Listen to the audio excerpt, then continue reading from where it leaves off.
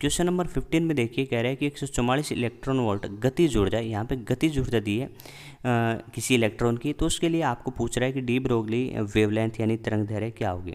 तो इसके लिए आपको फॉर्मूला क्लासेज में बताया जाता है। तो बताइए फॉर्मूला क्या होगा। तो आप कह सकते हैं कि वेवलेंथ यानी इलेक्ट्रॉन के लिए तरंग दैर्घ्य का जो फॉर्मूला होता है वो होता है 12.27 अपॉन रूट वी। वी यहाँ पे वोल्टेज होगी और इसका जो आंसर आएगा वो किस में आएगा, एंगस्ट्रॉम में आएगा। अब अपना मकसद रह जाता है कि 12.27 में कोई दिक्कत है नहीं, वी का वैल्यू मिल जाए तो आंसर आ सकता है। तो देखिए अपन कहते हैं कि जो काइनेटिक एनर्जी होती है उस काइनेटिक एनर्जी को अपन Q इंटू वी यानी E इंटू वी जैसा लिखते हैं। तो इस केस में अपनी काइनेटिक एनर्जी है 144 electron volt equals to E V. E ने ई को मार दिया तो अपन कह सकते हैं यहाँ से जो विभव आया उसका मान कितना आया, 144 वोल्ट। ठीक है, ये अपना आंसर आ गया। तो V का वैल्यू यहाँ पे पुट कर दो तो लैम्डा E 12.27 डिवाइड बाई 144 और ये आंसर अपना किस मारा है, एंगस्ट्रॉम मारा है। सब समझदार हैं, इसको सोल्व कर सकते हैं।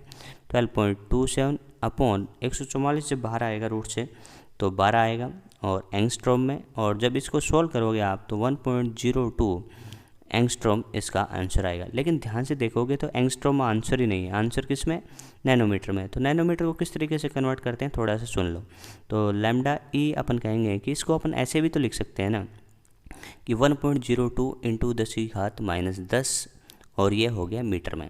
अपन कहते हैं कि नैनोमीटर का मतलब होता है 10⁻⁻2, लेकिन फाइनल आंसर देखिए 102 है, 102 बना लेते हैं।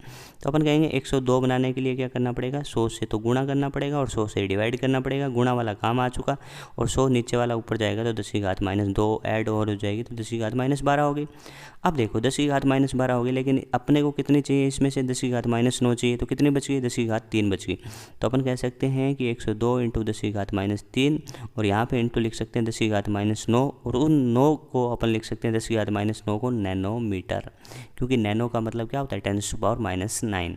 तो इस तरीके से अपन ने ये फॉर्मूला बेस्ड क्वेश्चन था, इसको फाइंड किया। इसमें ये फॉर्मूला पता होना चाहिए, फिर ये भी पता होना चाहिए कि जो फाइनल आंसर आएगा, कई बार बच्चा भूल जाता है कि एंगस्ट्रॉम में आएगा या फिर नैनोमीटर में आएगा, तो यहाँ पे भी कंफ्यूज हो सकता है। उसके बाद सिंपल सी कैलकुलेशन है कि एंगस्ट्रॉम को किस तरीके से अपन ने नैनोमीटर में कन्वर्ट किया। ठीक है।